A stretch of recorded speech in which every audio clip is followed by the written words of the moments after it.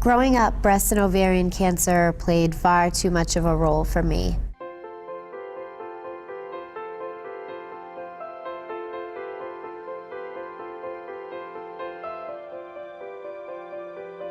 I was very close with my grandmother. She was like a second mom to me, and she had battled ovarian cancer.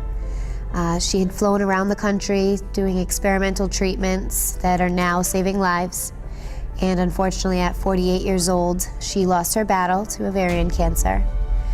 My mother was diagnosed the first time at 31 with breast cancer. I was 11 at the time. So that was the second cancer bout I had dealt with as a child.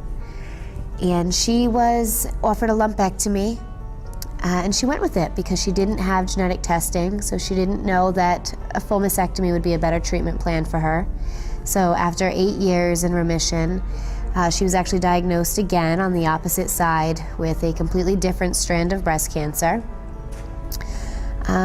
That recurrence could have been avoided if she had known that she was BRCA positive.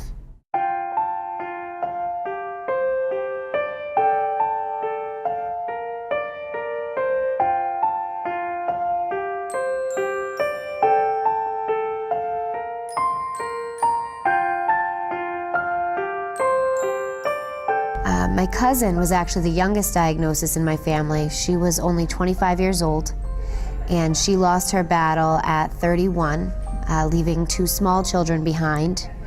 And that has always kind of rang in my head as a deadline for me, turning 25 years old. So at 22, I was a young single mom, getting my life together. My daughter was just 4 years old at the time. And I couldn't imagine not being there for her or having her have to miss out on her childhood worrying about cancer, worrying about her mom. So I had to do something about that, and I decided to be tested for the BRCA gene mutations because I needed to know, and I knew that there'd be one or of 2 things that could happen. Either I could ease my fears and stop worrying, or I would have access to preventative options and I could be proactive about it and do something. So when I got my results, I found that I am BRCA1 positive, and I immediately stomped next door to my mother's surgeon's office and basically expected him to pull out his schedule and pick a day and book my surgery right then and there. And that's not the reaction that I got. He wasn't too helpful. He was very concerned that I was so young. I was only 22. I was not married yet, and I wanted more children. I pled my case to him because he needed to understand that if a man didn't love me because of scars that I had no business being with him. And I needed to be alive for my children, not breastfeed them.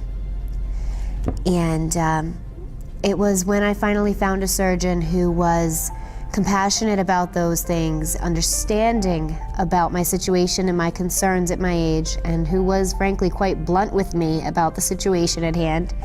And that was exactly what she asked me, can I be blunt? And I said, somebody, please, finally.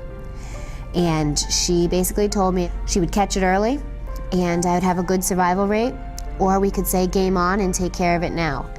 So I immediately said game on. I was the youngest patient at 23 that she had ever performed a prophylactic bilateral mastectomy on.